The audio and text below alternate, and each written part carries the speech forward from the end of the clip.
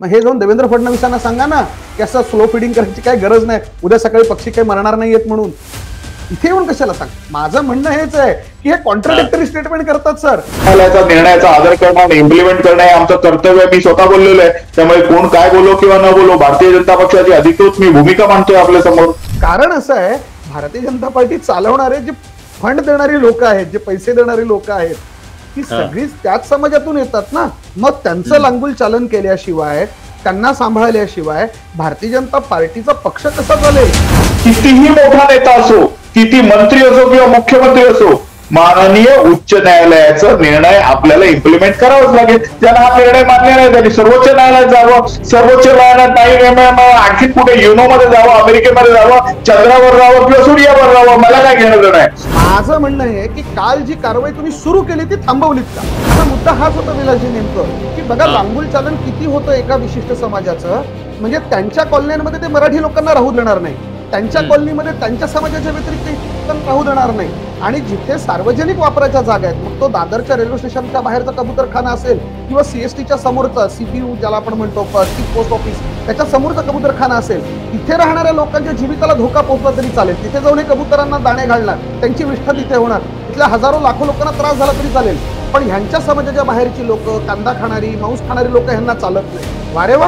आता मुख्यमंत्र्यांनी घोषित करावं की ह्याच्यामुळे जे दम्याच्या आजाराने लोक मरतील या सगळ्या प्रकारांमुळे, किंवा ज्यांच्या इम्युन सिस्टीमवरती परिणाम होऊन मरतील, त्यांना सरकारने 2-2 कोटी रुपये, 5-5 कोटी रुपये अशा विक्टिम्सला, त्यांच्या कुटुंबियांना द्यावेत ना.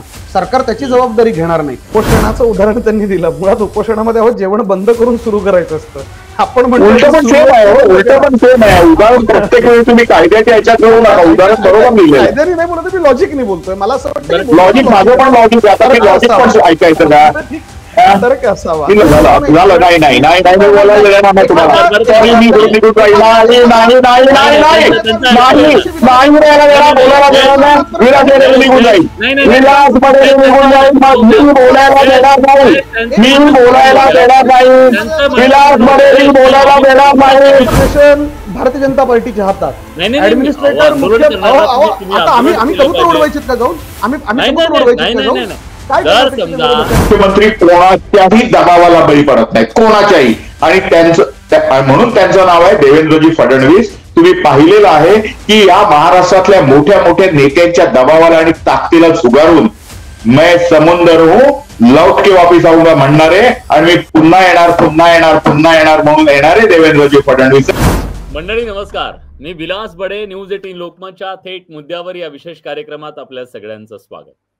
महाराष्ट्राच्या राजकारणात सध्या कबुतरांनी उच्छाद घातलाय असं म्हटलं तर वावगं ठरणार नाही. त्याचं कारण असं आहे की कबुतरांच्या मुद्द्यावरून आता वोट बँकेचं राजकारण सुरू झालंय. तुम्ही म्हणाल हा काय प्रकार आहे, तर त्याचं झालंय असं की मुंबईसह महाराष्ट्रातल्या प्रमुख शहरांमध्ये कबुतरांच्यामुळे सामान्य माणसाचं आरोग्य धोक्यात येत आहे. त्यामुळे काही लोक मुंबई उच्च न्यायालयात गेले. मुंबई उच्च न्यायालयानं आदेश दिला की हे जे कबूतरखाने आहे, जिथं या कबुतरांना खायला दिलं जातं, ते कबूतरखाने बंद करा, कारण सामान्य माणसाचं आरोग्य त्यामुळे धोक्यात येतंय. मग मुंबई महानगरपालिकेनं त्याच्यावर कारवाई करायला सुरुवात केली. पण मुंबई महानगरपालिकेनं दादर मधल्या कबूतरखान्यावरती ताडपत्री टाकल्यानंतर काही विशिष्ट समाजाच्या भावना दुखावल्या गेल्या. जैन धर्मीय, गुजराती, मारवाडी या सगळ्या धर्मियांनी सांगितलं की कबूतर काही नॉनव्हेज खात नाहीयेत, मग कबूतर मरतायत, मग त्यांना आम्ही मरू देणार नाही. कुठल्याही परिस्थितीत आम्ही याच्या विरोधात राहू, म्हणून त्यांनी अतिशय आक्रमक भूमिका घेतली. आणि मग जी मुंबई महानगरपालिका न्यायालयाच्या आदेशाचं पालन करायला निघालेली होती, त्यांना बॅकफूटवर जावं लागलं. या सगळ्यामधून काही महत्वाचे सवाल निर्माण झाले, ज्याची आज आपल्याला चर्चा करायची आहे. मुद्दा आहे की कबुतरांच्या मुद्द्यावरून हे राजकीय वोट बँकेचं गुटरगू सुरू झालेलं आहे का. मुद्दा आहे मुंबई उच्च न्यायालयानं आदेश दिले कबूतरखाने बंद करा, कारण या कबूतरखान्यांमुळे सामान्य माणसाचं आरोग्य धोक्यात येत आहे. जर कुणाच्या धार्मिक भावना इतक्या महत्वाच्या असतील तर मग सामान्य माणसाचा जीव महत्वाचा नाहीये का. जर कबुतरांच्या जीवाची पर्वा कुणाला असेल तर मग सामान्य माणसाच्या जीवाची पर्वा नाही का. दाणे टाकून कुणाला जर मोक्ष मिळत असेल तर कबुतरांच्या विष्ठेमुळे जे रोगराई होतीये त्याच्यामुळे इथं माणसानं उभ्या आयुष्यातून मुक्ती मिळते, त्याचं काहीच नाहीये का? मग कबुतरांना आयत खाऊ बनवण्याचं हे जे काम सुरू आहे, ते कबुतरांवर अन्याय करणार नाहीये का? त्यांची पूर्ण इकोसिस्टीम जी आहे ती उद्ध्वस्त करत नाहीयेत का? अन्न साखळीच संपवली जातीये का? कबुतरांची एवढी मोठी संख्या त्यांना आयत खाऊ बनवल्यामुळे झालीये का? आणि या सगळ्या मुद्द्यांची चर्चा करत असताना तर धार्मिक रंग देण्याची काय गरज आहे? आपल्या धर्मामध्ये, प्रत्येक धर्मामध्ये काही पशु पक्ष्यांच्या संदर्भातले प्रथा परंपरा आहेत. पण इथं या प्रथा परंपरा, वाईल्ड लाईफ आहे किंवा आरोग्य आहे याच्यात आड ते येत असेल तर माणसाने ते बाजूला ठेवलेलं आहे ना. मग नागपंचमीला नागाला दूध पाजण्यासारख्या प्रथा परंपरा बाजूला सोडल्या ना. म्हणजे आपण किती अवडंबर धर्माचं करतोय या अनुषंगाने सुद्धा चर्चा करायची आहे. आणि स्वाभाविकपणे या चर्चेत सहभागी होण्यासाठी आपल्या सोबत मान्यवर पाहुणे आहेत. आपल्या सोबत या चर्चेत सहभागी होण्यासाठी जोडले गेलेले आहेत शिवसेना उद्धव बाळासाहेब ठाकरे पक्षाचे नेते ऍडव्होकेट जयेश वाणी. जयेश, स्वागत आहे तुमचं. आपल्या सोबत भाजपचे नेते प्रवक्ते अवधूत वाघ सर सुद्धा आहेत. अवधूत सर, तुमचं सुद्धा स्वागत आहे. नमस्कार. खरं तर मुंबई उच्च न्यायालयानं निर्णय दिला. न्यायालयाचा निर्णय आल्याच्या नंतर सगळ्यांना असं वाटलं की आता कबूतरखाना बंद होईल आणि सामान्य माणसाची सुटका होईल या कबुतरांच्या उच्छादामधून आणि त्या रोगराईपासून. असं काय नेमकं झालं एका दिवसात? एवढा कुणाचा दबाव आला तुमच्यावरती की तुम्हाला युटर्न घ्यावा लागला? सरकारचा हा कितवा तरी युटर्न आहे? सर्वप्रथम विलासजी, तुम्ही हा प्रश्न चर्चेला घेतला त्याबद्दल तुमचे अभिनंदन, धन्यवाद. अनेक वर्षापासून या कबुतरांचा त्रास मुंबईमधल्या सर्वसामान्य माणसाला होत होता. काही जणांनी त्याच्या विरुद्ध हायकोर्टात धाव घेतली. हायकोर्टामध्ये धाव घेतल्यानंतर हायकोर्टाने अतिशय विचारपूर्वक कित्येक कित्येक निबंध म्हणजे याला आपण आर्टिकल्स म्हणतो, ते आर्टिकल सबमिट झाले. वेगवेगळ्या प्राणी संशोधन आणि पशु संशोधन आणि पक्षी संशोधन करणाऱ्या इन्स्टिट्यूशन्सने आपले पब्लिश पेपर्स त्यांना दिले. सर्व सायंटिफिक गोष्टींचा उहापोहा झाला. कबुतरांच्या विष्ठेपासून आणि कबुतरांच्या छोट्या छोट्या पिसांपासून मानवी शरीरावर होणाऱ्या दुष्परिणामांची नोंद माननीय उच्च न्यायालयाने घेतली आणि त्यानंतर त्यांनी हा जो अतिशय दाट लोकवस्तीमध्ये असलेला कबुतरखाना थांबवण्याचा आणि बंद करण्याचा निर्णय घेतला. त्या निर्णयाचं सर्वप्रथम मी भारतीय जनता पक्षातर्फे स्वागत करतो. हा निर्णय जो घेतलेला आहे तो निर्णय भारतीय जनता पक्ष, शिवसेना, राष्ट्रवादी काँग्रेस पक्षाचं जे सरकार महाराष्ट्रामध्ये आहे ते निश्चितच इम्प्लिमेंट करेल, ह्याच्यामध्ये शंका बाळगण्याचं कारण नाही. फक्त आपण जो मुद्दा उपस्थित केलेला आहे की हे वोट बँकचं राजकारण आहे का, तर ते अजिबात नाही. याचं कारण असं की ज्या जैन समाजाने ह्याच्या विरोधामध्ये आंदोलन उभं केलेलं आहे त्या जैन समाजाचे अख्ख्या जगामधलं लोकसंख्या केवळ 55 लाख आहे आणि भारतामधली लोकसंख्या केवळ 40 लाख आहे. त्यामुळे मुंबईमधली लोकसंख्या किती असेल याचा तुम्ही विचार करा. आणि त्यामुळे मायनॉरिटी मधली मायनॉरिटी असलेली ही जी आहे, त्यामुळे आपल्याला या समाजातला कुठचाही घटक जर एखादी आपली व्यथा घेऊन येत असेल तर त्याला सुद्धा ऐकण्याचं काम माननीय मुख्यमंत्र्यांना करावं लागतं. आता गंमत अशी आहे की मी ह्या मताशी संपूर्णपणे सहमत आहे की अन्न साखळीमध्ये जे जीवजंतू, पशु आणि पक्षी हे मुक्तपणे फिरत असतात त्यांना कुठच्याही प्रकारचं फीडिंग करणं हे अतिशय चुकीचं आहे. आपण त्या अन्न साखळीमध्ये इंटरफेरन्स करतो असं माझं स्वतःचं मत आहे. त्यामुळे निसर्गामध्ये अशा प्रकारे ढवळाढवळ कोणीही करू नये. हा मुद्दा नंबर 1. मुद्दा नंबर 2, जे पशु आणि पक्षी जे पाळीव आहेत, जर आपल्या घरामध्ये जर एखादा आपण पक्षी पाळला असेल, पिंजऱ्यामध्ये ठेवला असेल तर त्याला मुक्त अशा संचार करता येत नाही, त्याला स्वतःचं अन्न मिळवता येत नाही. त्यामुळे त्याला आपण जर फीड केलं तर ते योग्य आहे. परंतु कबूतर ही अशा प्रकारे बंदिस्त जागेमध्ये नसून संपूर्ण जग आणि संपूर्ण आकाश त्यांचं असल्यानंतर they are capable of finding their own feed of themselves. मुख्य म्हणजे परवा मी एक ट्विट केलं होतं की कबूतर ही व्हेजिटेरियन आहेत आणि ती नॉन व्हेज खात नाहीत. हा जो शोध कोणी लावला आहे तो 21व्या शतकातला सगळ्यात मोठा शोध आहे. कबूतर हे व्हेज आणि नॉन व्हेजच्या पलीकडे. मुख्यमंत्र्या मला कोणाचं नाव घ्यायचं नाहीये, मला जे म्हणायचंय ते मी म्हणतो आणि विलासजी, माझ्या पक्षामध्ये वैयक्तिक स्वातंत्र्य आहे आणि मला माझी मतं मांडण्याची परवानगी सुद्धा आहे. त्याच्यामुळे एखाद्या मंत्र्यांनी काय बोललं, एखाद्या नेत्याने काय बोललं, त्याच्यावर माझी वेगळी मतं असू शकतात आणि मी जे बोलतोय ते सायंटिफिकली बोलतोय आणि मी जे बोललेलो आहे त्याला वैज्ञानिक आधार आहे. आता एवढं असल्यानंतर आता त्या विषयामध्ये न जाता मुख्य उद्देश असा आहे की तुम्ही म्हणालात युटर्न घेतलाय. युटर्न नाही. गंमत अशी आहे की एखादा समाज ज्यावेळी येतो त्यावेळी त्याच्या पण काही मुद्दे असतात. प्रत्येक वेळी बडे मुद्दे मधले फक्त बडेंचेच मुद्दे बरोबर आणि वाघांचे मुद्दे चूक असं काही नसतं किंवा वैसा वर्षा नसतं की वाघांचेच मुद्दे बरोबर आणि बडेंचेच वाघांच्या मुद्दे चूक. मुद्द्याशी सहमत आहे ना. वाघ हा आज इथं ह्या मुद्द्याशी सहमत आहेत. विलासजी, इथे काय झालेलं आहे की एक उदाहरण देतो की समजा उच्च न्यायालयाने आदेश दिला की या झोपडपट्ट्या सगळ्या तोडून टाका, अनधिकृत आहेत आणि पावसाळा आला तर आपण काय करतो, 4 महिने आणि 6 महिने थांबतो की नाही. एखाद्या गोष्टीचं इम्प्लिमेंटेशन करण्यासाठी आपल्याला थांबावं लागतं. सर्वोच्च न्यायालयाने निर्णय दिला की मशिदींवरचे भोंगे काढा. हा निर्णय जवळजवळ 7-8 वर्षापूर्वी आला. हा आपण काढू शकलो का? तर नाही. भारतीय जनता पक्षाचं सरकार आल्यानंतर त्या सर्वांना भेटून, त्या सर्वांना सांगून आणि त्यांच्याबद्दलचं महत्व पटवून हळूहळू आपण मुंबई भोंगामुक्त केली. त्याचप्रमाणे आपल्याला एखाद्या गोष्ट जी अनेक वर्षापासून चालू आहे, पिढी परंपरा चालू आहे, ती एकाच दिवशी ऑन आणि ऑफ करता येत नाही. ते टेपरिंग ऑफ करावं लागतं. म्हणून माननीय मुख्यमंत्र्यांनी मुंबई महानगरपालिका तुम्ही आव आणू शकता, ते काही त्याच्याबद्दल प्रॉब्लेम नाहीये. पण मुंबई महानगरपालिकेनं काल कारवाई केली. ही मुंबई महानगरपालिका काय तुमच्या विरोधकांची नाहीये, काही नाहीये. ती कारवाई केल्याच्या नंतर तुम्ही हे सगळं म्हणताय. जयेश, ज्या पद्धतीनं आता अवधूत सर सांगतायत की मायनॉरिटी आहे, त्यांचंही आम्हाला ऐकावं लागतं, हे इतकं साधं सोपं सरळ आहे की हा दबाव आहे.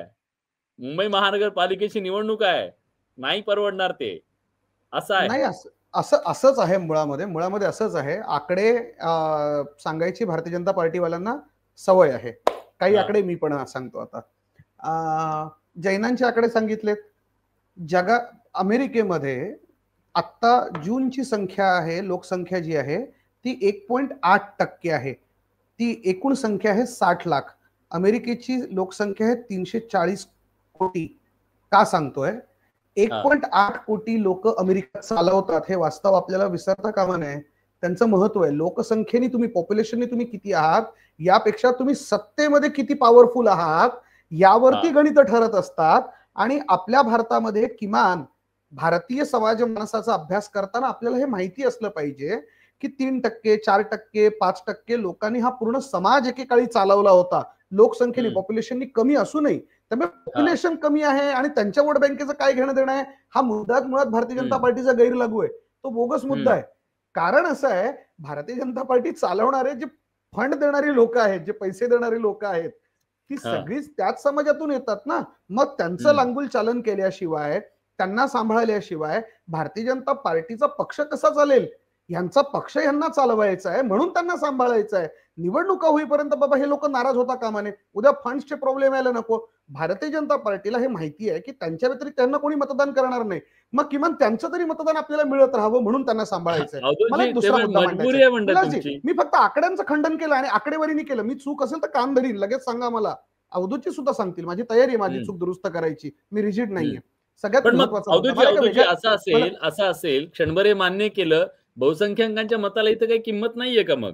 आणि ती जी लॉजिकल भूमिका आहे ती तुम्ही म्हणताय हे योग्य नाहीये, तरी सुद्धा त्याच्याबद्दल निर्णय होत नाहीये. बरं, एका देवेंद्र फडणवीस साहेबांच्या विरोधात 2 वाघ एकत्र आलेत, हेही कमी नाहीये. म्हणजे चित्रा वाघे हेच म्हणताय जे अवधूत वाघ म्हणतायत. म्हणजे वाघांना कबूतर नको आहेत, मग कुणाला हे बघा असं आहे की सर्वप्रथम हे लक्षात घेऊया की मंगल प्रभात लोढा हे भारतीय जनता पक्षाचे नेते आणि मंत्री आहेत आणि त्यांच्याकडे जर कुठचाही समाज जर गेला असेल तर त्यांची मतं मुख्यमंत्र्यांपर्यंत पोहोचवणं, त्यांची भूमिका मुख्यमंत्र्यांपर्यंत पोहोचवणं एक लोकप्रतिनिधी म्हणून काम आहे. ते मंगल प्रभात लोढांनी केलं आणि त्यावर जो निर्णय घेतलेला आहे, मुख्यमंत्र्यांनी निर्णय घेतलेला आहे, तो न्याय कबूतरखाने सुरू करा असा घेतलेला नाहीये. त्यांनी सांगितलेलं आहे की आपण त्यांना जे फीड देणार आहोत ते कंट्रोल्ड फीड देऊया. हे कंट्रोल्ड फीड देऊन हळूहळू त्यांच्या ऑर्डरमध्ये कंट्रोल फीड करा म्हणून असा काही आदेश आहे का? आणि मग तसा असेल तर मग काल चादर टाकून ते झाकलेत का? मग तेव्हा कालपासूनच सुरू कर. सुरू झालेली कारवाई थांबवली म्हणून ऑब्जेक्शन आहे सर. कारवाई कधी करावी इम्प्लिमेंटेशन वरती काय विलासजी पण काय म्हणत नाही, माझं पण काय म्हणणं नाही. माझं म्हणणं आहे की काल जी कारवाई तुम्ही सुरू केली ती थांबवलीत का? आणि सगळ्यात चार लोक महत्वाचं भेटलीत म्हणजे म्हणून ती काही कारवाई अशी क्षणात नसेल ना झालेली, त्याच्याबद्दल विचार झाला असेल निश्चितपणे. ताडपत्रे विकत घेतल्या गेल्या असतील. विचारला एवढ्या मोठ्या असेल. ताडपत्रे काही महापालिकेकडे जमा नाहीये. ताडपत्रे विकत घ्यायला गेलं असेल, बिल सँक्शन झालं असेल, त्याची नस्ती बनली असेल, नस्तीवरती मंजुरी झाली असेल, नस्ती आयुक्तांपर्यंत गेली असेल, वॉर्ड ऑफिसर पर्यंत गेली असेल. एवढी सगळी प्रक्रिया होईपर्यंत असं वाटलं नाही की भावना दुखावतायत, आपण जरा स्लो फिडिंग करूया, टाइम वाईज फिडिंग करूया. बरं मग हे मतांचं राजकारण आहे स्लो सरळ. फिडिंग करायचंय ना, तर मग त्यांच्या स्वतःच्या इमारतीत त्यांनी करायला हवं. त्यांच्या अनेक जागा आहेत नाही, त्यांनी द्यावे. माझा मुद्दा हाच होता विलासजी नेमकं, की बघा लांगुल चालन किती होतं एका विशिष्ट समाजाचं. म्हणजे त्यांच्या कॉलनीमध्ये ते मराठी लोकांना राहू देणार नाही, त्यांच्या कॉलनीमध्ये त्यांच्या समाजाच्या व्यतिरिक्त इतर लोकांना राहू देणार नाही. आणि जिथे सार्वजनिक वापराच्या जागा आहेत, मग तो दादरच्या रेल्वे स्टेशनच्या बाहेरचा कबूतरखाना असेल किंवा सीएसटीच्या समोरचा सीपीयू ज्याला आपण म्हणतो चीफ पोस्ट ऑफिस त्याच्या समोरचा कबूतरखाना असेल, तिथे राहणाऱ्या लोकांच्या जीविताला धोका पोहोचला तरी चालेल. तिथे जाऊन हे कबुतरांना दाणे घालणार, त्यांची विष्ठा तिथे होणार, तिथल्या हजारो लाखो लोकांना त्रास झाला तरी चालेल. पण ह्यांच्या समाजाच्या बाहेरची लोक, कांदा खाणारी, मांस खाणारी लोक ह्यांना चालत नाही. वारे वा. आणि ह्यांना भारतीय जनता पार्टी सांभाळते. सर काय मजबुरी आहे भाजपची? माझी एक विनंती आहे विलासजी, मी ज्यावेळी बोलत असतो, इतर कोण बोलत असताना मी मध्ये बोलत नाही. मी बोलत असताना आपण मध्ये बोलू नये. मी बोलत असताना वाणी साहेब बोलले तर त्यांनाच बोलू द्या, मी बोलतच नाही. हे योग्य नाहीये. ज्यावेळी आपल्याला भरपूर वेळ आहे बोलताना, त्यावेळी आपले मुद्दे ज्यावेळी तुम्हाला वेळ मिळेल त्यावेळी मांडा. कृपा करून मी बोलत असताना मध्ये बोलू नका, ही माझी विनंती आहे. नाहीतर मग मी कशासाठी बोलू? काही गरज नाही ना. आपण इथे भांडायला आलेलो नाही आहोत, आपण मुद्दे मांडायला आले आहोत. तुम्हाला भरपूर वेळ आहे. बघा असं आहे की सर्वप्रथम हा ज्यावेळी कबुतरखाना झाला, दादरला झाला, त्यावेळी दादर हे अतिशय लांबचं ठिकाण होतं. मुंबई ही फक्त गिरगाव पर्यंत पसरली होती. आणि त्यानंतर कालांतराने गेल्या 100 काळ ह्या कबुतरखान्याचा इतिहास 100 वर्षाहून अधिक जुना, हे आधी पहिलं लक्षात घ्या. मी कुठच्याही प्रकारे कबुतरखाना तिथेच राहावा याचं समर्थन करत नाही. आणि मी सुरुवातीलाच सांगितलं की मुंबई उच्च न्यायालयाने घेतलेल्या निर्णयाचं आम्ही स्वागत करतो आणि ते इम्प्लिमेंट करण्यासाठी आम्ही वी प्रॉमिस टू इट. म्हणजे आमचं ते कर्तव्यच आहे आणि आम्ही इम्प्लिमेंट करणारच आहोत. परंतु इम्प्लिमेंट करताना एखाद्याने सांगितलं की आता वाणी साहेबांनी सांगितलं की त्या कोर्टामध्ये तसा आदेश आहे का, तर कोर्टामध्ये हा पण आदेश नाहीये की उद्याच्या उद्या बंद करावा म्हणून, असा पण आदेश नाहीये. तर त्यामुळे कोर्टाने दिलेल्या आदेशाचा आदर राखून आणि विधी आणि न्याय या खात्याचे मंत्री स्वतः मुख्यमंत्री देवेंद्रजी फडणवीस आहेत, हे लक्षात घेऊन त्यांनी मुंबई महानगरपालिकेला कशा प्रकारे हे इम्प्लिमेंट करावं याचं गाईडलाईन केलेलं आहे. आणि त्या गाईडलाईन मध्ये त्यांनी असं म्हटलेलं आहे की त्यांना कंट्रोल फीड देऊया आणि आपण फीड टेपर ऑफ करूया. हे टेपर ऑफ केल्यामुळे हळूहळू तिकडच्या पुढच्या 3-4 महिन्यामध्ये पक्ष्यांची संख्या कमी होईल, पक्षी वेगवेगळ्या ठिकाणी जातील आणि त्यांचं पॉप्युलेशन जाईल. त्यामुळे जर कुठचा जर पक्षी एखादा म्हणत असेल की फीड नाही म्हणून मरतो आहे, तर तसा काही पक्षी मरत नाही. कुठचाही पक्षी उद्या सकाळी जर दाणे नाही घातले तर ते पक्षी मरतील, असा कोणाचा जर समज असेल तर अतिशय चुकीचा आहे. ते आता स्वतःच अन्न शोधायची त्यांची सवयच मोडली ना, त्यांना सगळं आयतं खायची सवय लागली.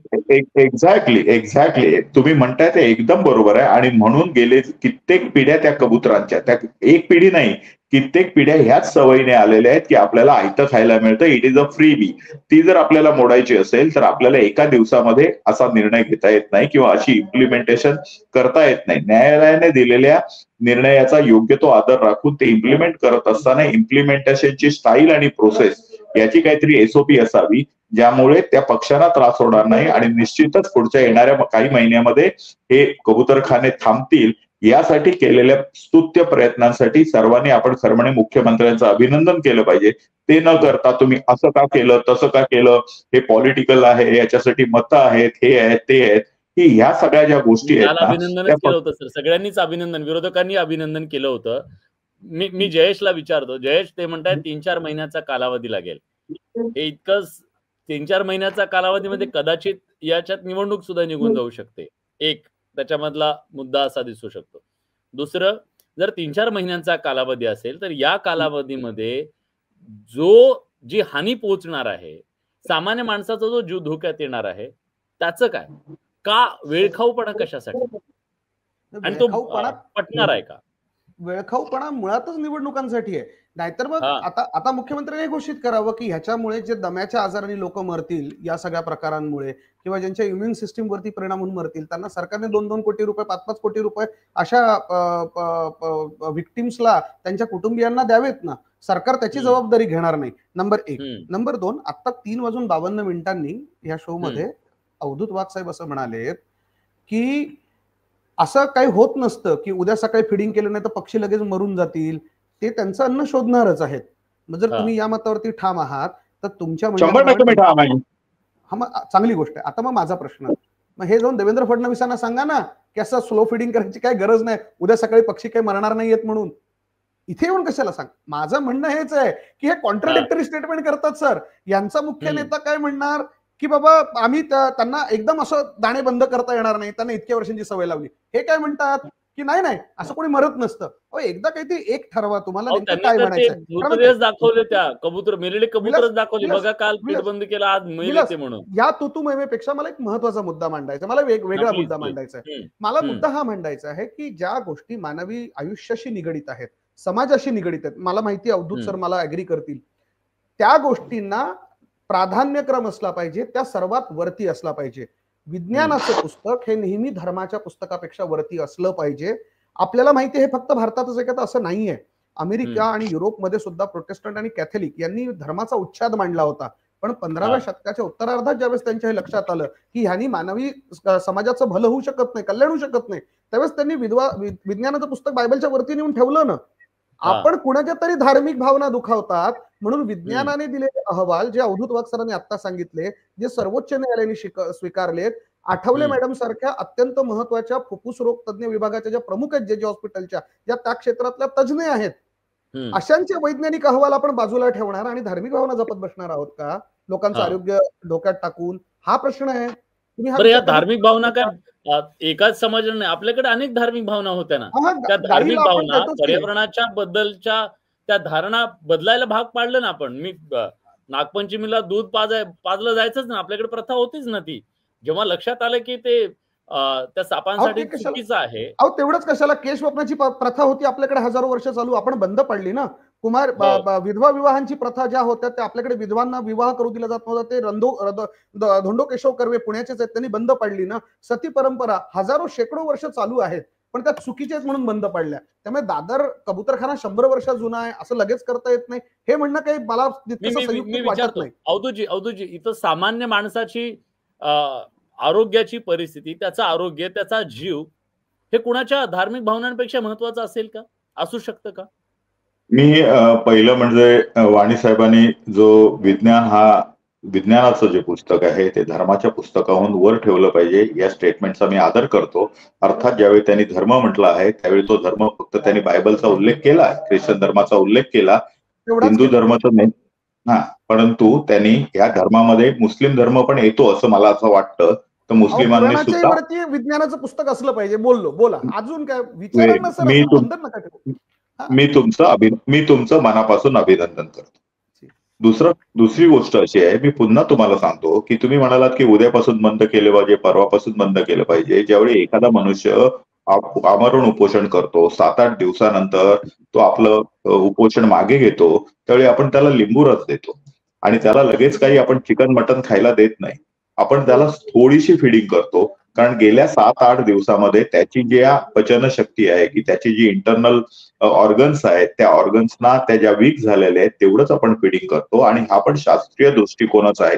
ज्यावेळी आपण धर्माचा आधार घेतो, धर्म म्हणजे ड्युटी, धर्म म्हणजे हिंदू धर्म, सनातन धर्म, मुस्लिम धर्म, ख्रिश्चन धर्म नाही, आपली परस्परांबद्दल असलेली ड्युटी आहे, आपली निसर्गाबरोबर असलेली ड्युटी आहे, आपली इतर मानवी किंवा इतर गोष्टींबरोबर असलेली ड्युटी आहे. आणि ती ड्युटी पार पाडत असताना आपण हे पण बघितलं पाहिजे की आपण अनेक वर्ष एखाद्या व्यक्तीला, एखाद्या प्राण्याला लावलेली जी सवय आहे ती ताबडतोब बंद करायची का? एखाद्या व्यसनी माणसाचं व्यसन सोडत असताना जर त्याचं आपण ताबडतोब व्यसन बंद केलं तर त्याला पुष्कळ ज्याला आपण म्हणतो साईड इफेक्ट्स येतात.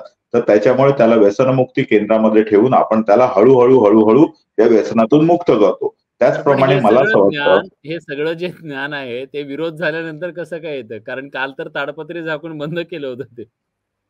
अहो हे ऍडमिनिस्ट्रेटिव्हनी केलंय आणि हीच तर लोकशाहीची एक खासियत आहे.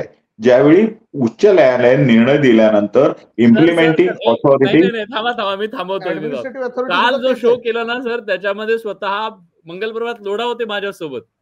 मंगलप्रभात लोढा होते आणि ते कालपर्यंत सांगत होते, मी तुम्हाला वाटल्यास ऐकवत होते. छाती ठोकपणे सांगत होते, न्यायालयाचा निर्णय आम्हाला ते करावंच लागेल आणि आम्ही ते तातडीनं करू. आपण तिकडे जंगलामध्ये त्याची व्यवस्था केली पाहिजे, अशी त्यांची भूमिका होती. रात्रीतून असं काय घडलं? माझा मुद्दा तोच होता. मला बोलू देत ना, मी त्याच विषयावर येतोय ना. हां, मी हां, हां. तुम्ही जे बोला, म्हणालात बोला. की ताबडतोब काय, तर तुम्ही मला तो मुद्दा कळला.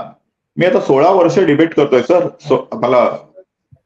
मी तुमचा मुद्दा सोडून नाही, नाही, नाही. भरकटणार नाही. तुम्हाला हे माहित आय एम ऑन नसेल लाईव्ह, ना, आय एम कालचा ऑन शो तुम्ही लाईव्ह. नसेल बघितलेला. मंत्री महोदय काय अहो म्हणाले ते. मी तो शो बघणं किंवा न बघणं हा प्रश्न नाही. मी स्वतः बोललेलो आहे की सर्वोच्च न्यायालयाचा सॉरी उच्च न्यायालयाचा निर्णयाचा आदर करणं आणि इम्प्लिमेंट करणं हे आमचं कर्तव्य आहे. मी स्वतः बोललेलो आहे. त्यामुळे कोण काय बोलो किंवा न बोलो, भारतीय जनता पक्षाची अधिकृत मी भूमिका मांडतोय आपल्या समोर आणि हां. प्रवक्ता म्हणून बसलेलो आहे. मी असं कधी म्हटलेलं नाहीये की मी या पक्षाचं रिप्रेझेंटेशन करत नाही, त्या पक्षाचं रिप्रेझेंटेशन करत. भारतीय जनता पक्षाचा प्रवक्ता म्हणून बोलताय. आता प्रश्न असा आहे की तुम्ही म्हणालात चेंज का झालं? काही चेंज झालेलं नाहीये. एखाद्या ऍडमिनिस्ट्रेटिव्ह एजन्सीने घेतलेला निर्णय जो असेल तर तो ऍडमिनिस्ट्रेटिव्हनी घेतलेला निर्णय आहे. त्याच्यामध्ये ते फक्त ऍडमिनिस्ट्रेशन बघतात. उच्च न्यायालयाने सांगितलं ना तोडायचं, तोडून टाकलं. उच्च न्यायालयाने सांगितलं बंद करायचं, बंद केलं. त्याच्यामध्ये मानवी भावना नसतात ऍडमिनिस्ट्रेशन मध्ये. या मानवी भावना ज्या मानवांनी, ज्या लोकांनी लोकप्रतिनिधीला निवडून दिलेला आहे, तो लोकशाहीचा एक स्तंभ आहे. तो आपल्या जनतेच्या मनात काय भावना आहेत त्या भावना ओळखून आणि त्याप्रमाणे ऍडमिनिस्ट्रेशनला इन्स्ट्रक्शन देतो. त्याप्रमाणे लोकांच्या भावना ओळखून हे केलेलं आहे. जर दुसऱ्या काही गोष्टीबद्दल आलं तर त्याचं पण होईल. शेवटी बघा, कोणीही असो, कितीही मोठा नेता असो, किती मंत्री असो किंवा मुख्यमंत्री असो, माननीय उच्च न्यायालयाचा निर्णय आपल्याला इम्प्लिमेंट करावाच लागेल. ज्यांना हा निर्णय मान्य नाही त्यांनी सर्वोच्च न्यायालयात जावं. सर्वोच्च न्यायालयात नाही आणखी कुठे युनोमध्ये जावं, अमेरिकेमध्ये जावं, चंद्रावर जावं किंवा सूर्यावर जावं, मला काय घेणं देणं आहे. मी एवढं म्हणतोय की महाराष्ट्रामध्ये घेतलेला आजचा जो निर्णय आहे तो आम्ही इम्प्लिमेंट करू. टेपर्ड ऑफ पद्धतीने हळूहळू हे सर्व पक्षी कमी होतील आणि येणाऱ्या भविष्य काळामध्ये हा कबूतरखाना बंद होईल. ठीक आहे. जय श्री. विलास, बघा गडबड कुठे होते भारतीय जनता पार्टीच्या नेत्यांची. उपोषणाचं उदाहरण त्यांनी दिलं. मुळात उपोषणामध्ये जेवण बंद करून सुरू करायचं असतं. आपण उलट पण सेम आहे, उलट पण सेम आहे. उदाहरण प्रत्येक वेळी तुम्ही कायद्याच्या ह्याच्यात करू नका. उदाहरण बरोबर लिहिलेलं. कायद्याने नाही म्हणत, मी लॉजिकनी बोलतोय. मला असं वाटतं लॉजिक माझं पण लॉजिक आहे. आता मी लॉजिक पण ऐकायचं का? तर्क असावा. मी लॉजिक पण तुमचं ऐकायचं, मग मी माझं लॉजिक ठेवणार ना. ठीक आहे, त्यांचं लॉजिक आहे ना हरकत नाही. आपलं लॉजिक मला असं वाटतं थोडंसं उलट आहे या प्रकरणाशी, असं माझं म्हणणं आहे. मग आपलं लॉजिक जे आहे ते असू देत. नंबर 1. नंबर 2, बघा काय सतत न्यायालयांच्या आदेशांना आपल्याला फाटा कसा द्यायचा, न्यायालयाच्या आदेशांना बायपास कसं करायचं, न्यायालयाच्या आदेशांना गोल कसं फिरवायचं, याची उदाहरणं सातत्यानं भारतीय जनता पार्टी लोकशाहीमध्ये वेगळ्या पद्धतीने घालून देतात, जी चूक आहे. सोमनाथ सूर्यवंशी प्रकरणात काय झालं? न्यायालयाने सांगितलं ना गुन्हा दाखल करा. कस्टोडियल डेथ झालेल्या माणसाच्या त्या मृत्यूसाठी, सोमनाथ सूर्यवंशींसाठी संबंधित पोलिसांवरती गुन्हा दाखल करा. गुन्हा कोणावरती दाखल केला? अनोळखी इस्मालवरती, अज्ञातांवरती, अनोळखी इस्माल. तुम्हाला माहिती होतं त्या दिवशी पोलीस स्टेशनला कोण आहे, तुमच्याकडे ड्युटी रजिस्टर आहे, तुमच्याकडे सीसीटीव्ही कॅमेरे आहे, तुम्हाला माहिती आहे तो कोणाच्या ताब्यात आहे, तुम्हाला सगळं माहिती असताना तुम्ही त्यांना सोडून दिलं का? कारण की तुम्हाला न्यायालयाचं ऐकायचंच नाहीये. तुम्हाला तर ते वोट बँकेचं राजकारण करायचंय. दुसरं उदाहरण देतो सर. ललिता कुमारीच्या जजमेंटमध्ये सर्वोच्च न्यायालय असं म्हणतं, कुठलाही कॉग्निझिबल ऑफेन्स ज्या क्षणाला उजेडात येईल त्या कॉग्निझिबल ऑफेन्समध्ये आधी FIR रजिस्टर करायची आहे, प्रिलिमिनरी इन्क्वायरी करायची नाही. मी जर चूक असेल तर सांगा सर, वकील सोडून देईन. असंच वाक्य आहे ललिता कुमारीच्या जजमेंटमध्ये. मग काल अॅट्रॉसिटीचा जो गुन्हा घडला पुण्यामध्ये, त्या भगिनींचा कॉग्निझिबल ऑफेन्स उजेडात येत असून प्रिलिमिनरी इन्क्वायरी आधी का केली? सर्वोच्च न्यायालय असो, न्यायालय असो, यांचा कुठलाही आदर ठेवायचा नाही. आपल्या वोट बँकेसाठी ते कसे वापरता येईल, त्यांना कसं मोल्ड करता येईल, त्यांना कसं बायपास करता येईल, त्यांना कसं सरप्लस करता येईल, याच्यामध्ये भारतीय जनता पार्टीचं PhD झालेलं आहे. आणि आता पुन्हा तेच दिसतंय. मग एक सांगावं त्यांनी, 2 महिने, 3 महिने, 4 महिने काय क्रमबद्ध कार्यक्रम आहे तो तर सांगा. निवडणुका येतील जातील, निवडणुकांच्या आधी बंद करणार का? तुमच्या मनात पाप नाहीये ना? अशा बरं तुम्ही आता करूयात, थोडं थोडं करूयात. तुम्ही त्या समुदायाची सुद्धा फसवणूक करता आहात. मग म्हणजे तुम्ही बंद करणारच आहात, पण जरा निवडणुका होऊ दे, म्हणजे त्या लोकांची पण हा मतं पण घेऊन प्रश्न टाकू आहे आणि ना, मग त्यांच्या विरोधात वागू. त्या तुम्ही काही समुदायाच्या मतदारांची फसवणूक भावनांची करताय. एवढी, त्या समुदायाच्या भावनांची जर इतकी दखल घेतली जातीये, तर मग बहुसंख्याकांची सुद्धा तितकीच तीव्र भावना आहे ना, त्याची दखल घ्यायची की नाही हा पण सवाल आहे ना. आहेच ना, प्रश्नच येत नाही. बहुसंख्याकांची दखल घ्यायची आहे. आपली बहुसंख्याक विचारांची दखल तर घेतली जातच नाहीये. ज्यांच्यासाठी हे करतो म्हणून सांगताय त्यांची पण फसवणूक करताय, कारण की कबूतरखाने निवडणुकांनंतर काढणार आहे मतं मिळाल्यानंतर. पण हे तरी कन्फर्म आहे का सर? हे तरी कन्फर्म आहे का अवधूत सर, की निवडणुकीच्या नंतर किंवा 4 महिने, बरं ठीक, तुम्ही शब्द नाही वापरला निवडणुकीच्या नंतर, 4 महिन्यानंतर काढणार म्हणजे काढणार की सुप्रीम कोर्टात? खरं म्हणजे हा जो सब्जेक्ट आहे हा एवढा टेक्निकल आहे. या टेक्निकल सब्जेक्ट मध्ये आपण निष्कारण राजकारण आणलं आणि सोमनाथ पासून नवनाथ पर्यंत सर्व उदाहरणं तुम्ही दिलीत. मला खरं म्हणजे द्यायचं नव्हतं, परंतु ह्याला काहीतरी नाही झालं नाही नाही नाही नाही मी बोलायला देणार नाही तुम्हाला. सॉरी, मी इकडून निघून जाईल. नाही नाही नाही नाही नाही नाही नाही बोलायला देणार नाही. विलास बडे निघून जाईल. विलास बडे निघून जाईल. मी बोलायला देणार नाही. मी बोलायला देणार नाही. विलास बडे बोलायला देणार नाही. मी बोलायला देणार नाही. मी बोलायला देणार नाही. मी बोलायला देणार नाही. मी बोलायला देणार नाही. मी बोलायला देणार नाही. मी बोलायला देणार नाही. मी बोलायला देणार नाही. मी बोलायला देणार नाही. पुरेसा वेळ दिलाय. सरांचं ऐकूया. मी बोलायला देणार नाही. तुम्ही बोला, तुमचा मुद्दा मांडा, मी मध्ये बोललो नाही. ऐकूया, सरांचं ऐकूया ना. मी तुम्हाला पुरेसा वेळ दिला. Please please. हा, विलासजी, यामध्ये राजकारण आणूच नये असं माझं मत होतं, कारण हा अतिशय टेक्निकल विषय आहे. उच्च न्यायालयाने घेतलेला जो निर्णय आहे तो अनेक संस्थांमधून मागितलेल्या अहवालावर, निष्कर्षावर तयार झालेला आहे. त्याचं मी पुन्हा एकदा स्वागत करतो. अनेक गोष्टींची इथे उहापोहा विषयाला धरून नव्हती. मी फक्त एवढंच सांगतो की आता हे जे महाशय बसले, त्यांचा जो मित्रपक्ष आहे, त्या मित्रपक्षाच्या सर्वोच्च नेत्याबद्दल एका हायकोर्टाने आदेश दिलेले आहेत की तुम्ही जर असे उद्गार काढत असाल तर तुम्हाला तुमच्या देशप्रेमाबद्दल आम्हाला शंका येते. तुम्हाला राष्ट्रभक्त आम्ही काय म्हणायचं ह्याच्यातच सगळं आलं. मला पुढे काही बोलायचं नाही. दुसरी गोष्ट, ज्याला एवढा संयम नाही आहे की आपण दोघच जण आहोत, आपल्याला बोलताना मी अजिबात डिस्टर्ब करत नाही, तुम्हाला बोलायला सगळी संधी देतो. तर मला वाटतं की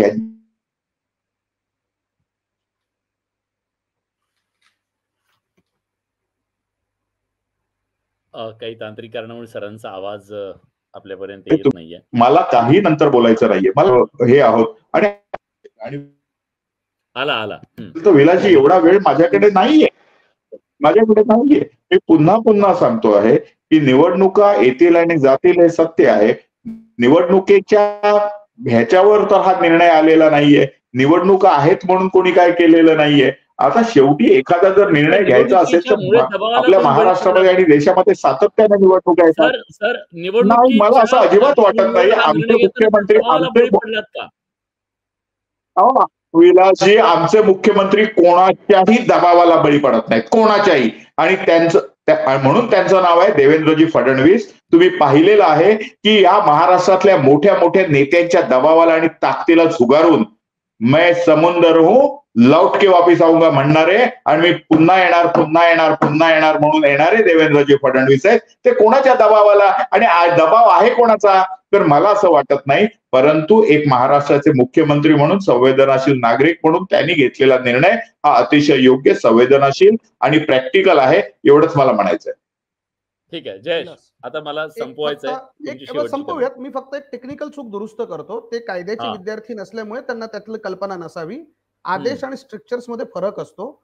सर्वोच्च न्यायालयाचे न्यायमूर्ती जस्टिस दीपांकर दत्ता यांनी राहुल गांधींविषयी जे वक्तव्य केलं ते त्यांचं वैयक्तिक मत होतं. It's not the part of any order.